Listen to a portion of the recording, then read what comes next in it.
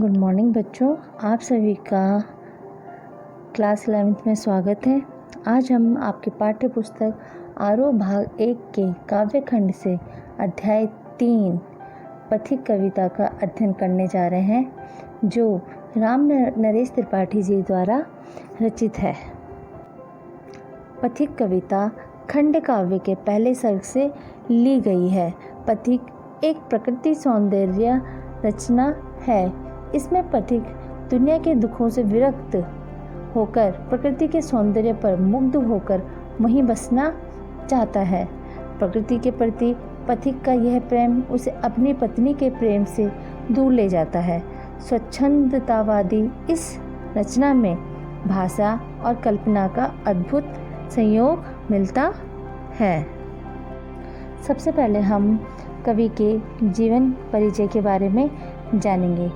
राम नरेश त्रिपाठी जी का जन्म मार्च सन 1981 ईस्वी में कोयरीपुर जिला जौनपुर उत्तर प्रदेश में हुआ था और इनकी मृत्यु जनवरी सन 1962 ईस्वी में इलाहाबाद में हुई थी।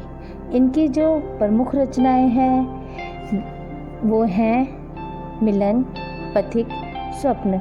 मिलन 1917 ईस्वी में, पथिक 1920 ईस्वी में और जो स्वप्न है वह सन 1929 ईस्वी में रचित हुई थी। इनकी जो कविता संग्रह है, फुटकर कविता संग्रह है, उसका नाम है मानसी। त्रिपाठी जी पूर्व छायावादी युग के रचनाकार थे। यह खड़ी बोली के महत्वपूर्ण कवि माने जाते थे। गद्य व पद्य दोनों ही इनकी लेखन विधा रही है। इन्होंने अपने 72 वर्ष के जीवन काल में लगभग 100 से अधिक पुस्तकें लिखी थी। इनकी कविताओं में देश प्रेम और व्यक्ति प्रेम दोनों मौजूद हैं, लेकिन इन्होंने अपनी कविताओं में देश प्रेम को ही विशेष स्थान दिया है। कविता कौमुदी में इन्होंने हिंदी, उर्दू, बांग्ला और संस्कृत की लोकप्रिय कविताओं का संकलन किया है। ग्राम गीतों का संकलन करने वाले यह हिंदी के प्रथम कवि थे, जिसका नाम कविता कौमुदी है। त्रिपाठी जी गांधी जी के कार्यों से अत्यंत प्रभावित थे। इन्होंने बा और बापू इनके द्वारा लिखा गया पहला एकांकी नाटक है। इन्होंने अपने राष्ट्रीय खंड काव्य पथिक की रचना जैसे मैंने आपको पहले बताया है 1920 में की थी और इन्होंने यह खंड काव्य मात्र 21 दिनों में ही रचित किया था। प्रतिक्षण नूतन वेश बनाकर रंग बिरंग निराला, रवि के सम्मुख थिरक रही है नभ में वारिद माला। नीचे नील समुद्र मनोहर, ऊपर नील गगन है, घन पर बैठ बीच में विचरूं, यही चाहता मन है। कवि एक पथिक के रूप में कहना चाह रहे हैं कि मेरे सामने सूर्योदय हो रहा है और वह इस शोभा पर मुग्ध हैं और उनके सामने एक बादलों का समूह है। इनके सौंदर्य को देखकर पथिक को लगता है मानो बादलों की मंडली नित्य नए रूप धारण कर, रोज नया रूप धारण कर और नए नए रंगों में सज धज कर सूर्य के सम्मुख नृत्य प्रस्तुत कर रही हूँ। मतलब आकाश में सूरज की किरणें जो विविध रंग रूप धरे बादलों की लुका छुपी का खेल चल रहा है। कभी बादल सूरज को ढक लेते हैं तो कभी सूरज रंग बिरंगे बादलों के पीछे से झांककर सबको चौंका देता है। नीचे मनोरम नीला समुद्र है और ऊपर नीला विस्तृत फैला हुआ आकाश है। बादलों के ऊपर बीच बीच में नीला आकाश दिखता है तो नीचे धरती पर नीला समुद्र दिखता है, जिसमें सूरज और बादलों का यह खेल प्रतिबिंबित हो रहा है। ऐसे में मेरा मन चाह रहा है, मतलब पथिक का मन चाह रहा है कि मैं बादलों के बीच बैठकर आनंद विहार करूं। रत्नाकर गर्जन करता है, मल्य नील बहता है, हरदम यह हौसला हृदय में प्रिय भरा रहता है। इस विशाल विस्तृत महिमा में रत्ना के घर के कोने कोने में लहरों पर बैठ फिरूं जी भर के। इन पंक्तियों द्वारा कवि कहना चाह रहे हैं कि पथिक सागर के तट पर खड़ा है, सामने सूर्योदय हो रहा है। प्रकृति के इस सुंदर दृश्य पर वह मंत्रमुग्ध है। वह समुद्र के गंभीर गर्जन और सुगंधित हवाओं को लक्ष्य करके अपने प्रिय को संबोधित करते हुए कहते हैं कि मेरे सामने जो समुद्र है, विशाल समुद्र है, वह गर्जन कर रहा है और यह मल्य पर्वत को स्पर्श करके जो हवाएं आ रही हैं, वह हवाएं सुगंधित होकर बह रही हैं। और इस प्रकार से प्रिय, इन्हें देखकर मेरे मन में यह उत्साह बढ़ता है कि मैं इस विशाल दूर तक फैले हुए और महान सागर रूपी घर के कोने कोने में जाऊं, इनकी लहरों पर सवार होकर जी भरकर उसमें विहार करूं। इसमें प्रिय से कहना अपनी प्रियतमा की ओर है, जिससे वे विमुख हो गए हैं।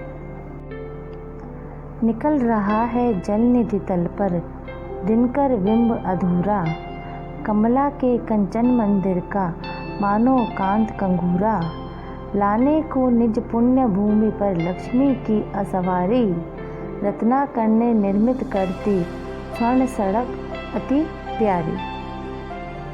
इन पंक्तियों में सूर्योदय के इस अद्भुत सुंदर दृश्य को समुद्र तट पर खड़ा कवि चकित होकर निहार रहा है। समुद्र की लहरों में सूर्योदय के प्रतिबिंब को देखकर उसके मन में अनेक प्रकार की कल्पनाएं उठने लगती है। यानी पथिक कहना चाह रहा है, जो ये सुबह का समय है जिसमें कि सूर्य आधा समुद्र के नीचे व आधा ऊपर है। देखो, सामने समुद्र की सतह पर सूर्य की अधूरी छवि उभर रही है, अर्थात आधा सूर्य समुद्र के तल पर है तो आधा समुद्र के भीतर या उसकी ओट में है। ओट मतलब छुपा हुआ है। इस अद्भुत सौंदर्य को देखकर ऐसा प्रतीत होता है मानो यह लक्ष्मी की स्वर्णिम मंदिर को चमकाता हुआ स्तूप हो, कंगूरा हो। मतलब जो लक्ष्मी का मंदिर का जो ऊपर सबसे चोटी होती है उसे कंगूरा कहते हैं, मतलब वो चमक रहा हो। समुद्र लक्ष्मी का सुंदर सुनहरा मंदिर प्रतीत होता है। जो उसमें सूर्य की रोशनी पड़ रही है समुद्र में, तो जो उससे वह चमक रहा है तो उसे ऐसे लग रहा है कि लक्ष्मी जी का सुंदर मंदिर प्रतीत हो रहा है। और सूर्य उसका उज्जवल कंगूरा, जो उसका चोटी है, वो क्या लग रहा है? उज्जवल कंगूरा लग रहा है। ऐसा प्रतीत होता है मानो लक्ष्मी की सवारी को इस पुण्य धरती पर उतारने के लिए स्वयं समुद्र देवता ने अतीव सुंदर, आकर्षक, स्वर्णिम यात्रा पथ बना दिया हो। निर्भय, दृढ़, गंभीर भाव से गरज रहा सागर है। लहरों पर लहरों का आना सुंदर, अति सुंदर है। कहो यहाँ से बढ़कर सुख क्या पा सकता है प्राणी। अनुभव करो हृदय से, है अनुराग भरी कल्याणी। कवि कह रहे हैं कि पथिक सागर के किनारे खड़ा है, उसके सामने सूर्योदय हो रहा है। वह प्रकृति के इस मनोरम दृश्य पर मुग्ध है। वह अपनी प्रिया से इस दृश्य का वर्णन करते हुए कहते हैं कि निर्भय भाव से, दृढ़ भाव से सागर गरज रहा है। देखो प्रिय, सामने जो समुद्र है वह निडर होकर दृढ़तापूर्वक गंभीर भाव से गरज रहा है, अर्थात उसकी लहरें बड़ी गहराई से निकल रही हैं और ऊपर की ओर ऐसा उछाल मार रही हैं मानो उन्हें किसी का तनिक भी भय नहीं है। फिर भी उसमें तनिक सी अथवा उसमें बिल्कुल भी घमंड नहीं है। समुद्र पर एक लहर से दूसरी लहर निकली चली आ रही है। यह दृश्य अत्यंत मनोहर लगने वाला है। पथिक अपनी प्रिया को संबोधित करते हुए कहता है, हे मेरी प्रेममयी, सुविधा, मंगलमयी प्रिया, तुम इस सौंदर्य को अपने हृदय से अनुभव करो। और इस प्रकार से फिर वो अपनी प्रियतमा को याद करते हुए कहते हैं कि हे अनुराग भरी कल्याणी, कल्याण करने वाली प्रेममयी मूर्ति, कहो इससे भी ज़्यादा कहीं तुम सुख पा सकती हो? बताओ, इस संसार में इस सौंदर्य के दर्शन से बढ़कर भी कोई सुख नहीं। इस प्रकृति सौंदर्य का मुकाबला नहीं है। तुम क्या इससे भी अधिक सुख कहीं और पा सकती हो? जब गंभीरतम अर्धनिशा में जग को ढक लेता है, अंतरिक्ष की छत पर तारों को चिटका देता है, सस्मित वदन जगत का स्वामी मृदु गति से आता है, तट पर खड़ा गगन गंगा के मधुर गीत गाता है। अर्थात जब आधी रात हो जाती है और चारों ओर घनघोर अंधेरा छा जाता है, सारा संसार उस अंधकार में डूब सा जाता है, तब यह अंधेरा आकाश की छत पर जगमग करते तारों को छिटका देता है। अर्थात आकाश में तारे सज जाते हैं। छिटका देना, जैसे तारे फैले हुए होते हैं तो वो कह रहे हैं कि जैसे उसको किसी ने छिटका दिया हो, तो क्या तारे क्या हैं, आकाश में सज गए हैं।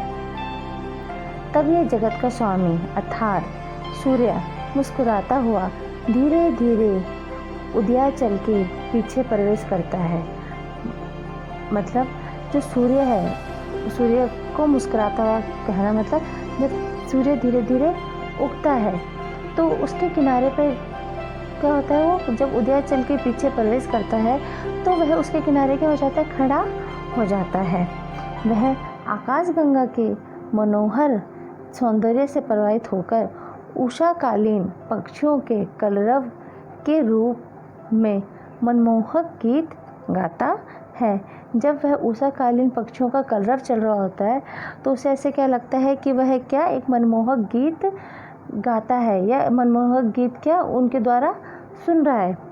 इन पंक्तियों का यह अभिप्राय है कि रात्रि के समय सूर्य आकाशगंगा के सौंदर्य का पान करता है। मतलब जो रात्रि का समय है, जो तारे हैं, तो सूर्य क्या कर रहा है, उस सौंदर्य का पान कर रहा है, मतलब उसका आनंद ले रहा है। यदि वह अस्ताचल की ओट नहीं लेगा तो आकाशगंगा सामने नहीं आएगी। अगर मतलब वह शाम के समय अस्त नहीं होगा तो वह आकाश का यह मनोरम दृश्य नहीं देख पाएगा। इसलिए वह क्या होता है, शाम के समय छुप जाता है। और जब अर्धरात्रि में आकाशगंगा का सौंदर्य अपनी चरम सीमा पर होता है, तब वह उस सौंदर्य का पान करने के लिए सूर्य एक कुटिल मुस्कान के साथ धीरे धीरे उदयाचल के पीछे प्रवेश करता है। उससे ही विमुग्ध हो नभ में चंद्र विहंस देता है। वृक्ष विविध पत्तों पुष्पों से तन को सज लेता है। पक्षी हर्ष संभाल न सकते मुग्ध चहक उठते हैं। फूल सांस लेकर सुख की सानंद महक उठते हैं। कवि इस सौंदर्य पर निछावर है वह इस शोभा पर भी मुग्ध है। कवि प्रकृति में चल रही प्रेम लीला के आनंद को देखकर भाव विभोर हो उठते हैं और वह अपने आनंद को प्रकट करते हुए कहते हैं कि जो ये रात्रि का समय है, जो आकाश गंगा का समय है, वह मुग्धकारी जगमगाते सौंदर्य और उस सौंदर्य का उदयाचल के पीछे छिपकर पान करते हुए सूर्य को देखकर आकाश में चंद्रमा प्रसन्न होकर खिलखिला उठता है। वह सूर्य की ऐसी हरकतों को देख के जो चंद्रमा है वह क्या है, खिलखिला के हंस पड़ता है। अभिप्राय यह है कि चंद्रमा का खिलना भी मानव प्रकृति की प्रेम लीला से मुग्ध होना है। जो चंद्रमा खिल के रात को मतलब दिखाई देता है, वो भी प्रकृति में क्या है, प्रेम लीला का ही एक स्वरूप है। इसलिए चंद्रमा क्या कर रहा है, खिलखिला रहा है। वह उस तरुणी रात्रि का पति है जिससे सौंदर्य का पान करने से संसार का जो स्वामी सूर्य भी स्वयं को रोक नहीं पा रहा है। ठीक है, जो मतलब ये रात्रि का समय है वो इतना सौंदर्य है, इतना अच्छा है कि क्या जो स्वामी है, जो सूर्य स्वामी है, वह क्या अपने आप को भी उस दृश्य को देखने से रोक नहीं पा रहा है। इस प्रेम लीला को देखकर विविध प्रकार के विविध प्रकार के जो वृक्ष हैं वो अनेक प्रकार के फूलों और पत्तों से अपने तन को सजाकर खड़े हो जाते हैं।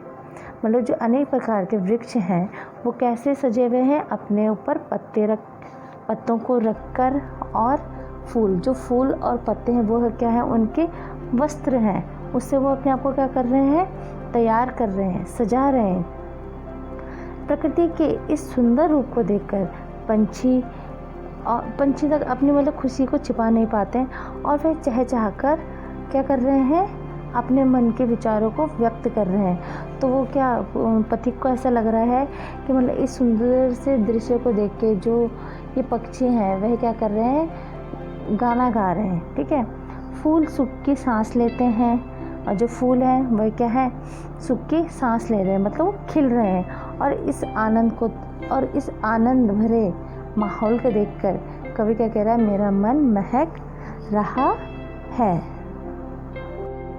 वन उपवन गिरिसानु कुंज में मेघ बरस पड़ते हैं, मेरा आत्म प्रलय होता है, नए नीर झड़ते हैं। पड़ो लहर तट तृण तरु गिरि नभ किरण जलत पर प्यारी, लिखी हुई यह मधुर कहानी विश्व प्रिय मोहन हारी।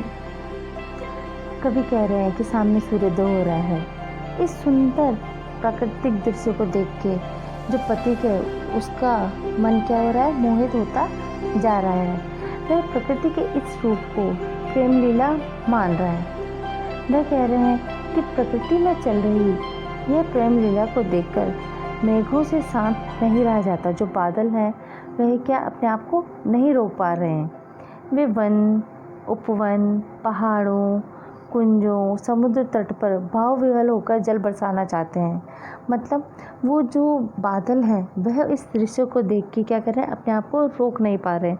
वह चाहते हैं कि वे इन वन के ऊपर, पहाड़ों के ऊपर, समुद्र तट के ऊपर, उपनों पर, है ना, वो क्या जल बरसाने की इच्छा जाहिर कर रहे हैं। पथिक इस दृश्य को देखकर पहले ही भावुक हो रहा है। पथिक जो अपने सामने जो दृश्य देख रहा है उसको देख के क्या हो रहा है, बहुत ही भावुक हो रहा है।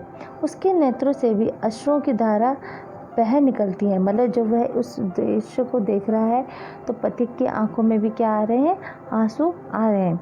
पथिक कहता है कि हे प्रिय, प्रकृति में चारों दिशाओं में प्रेम कहानी चल रही है।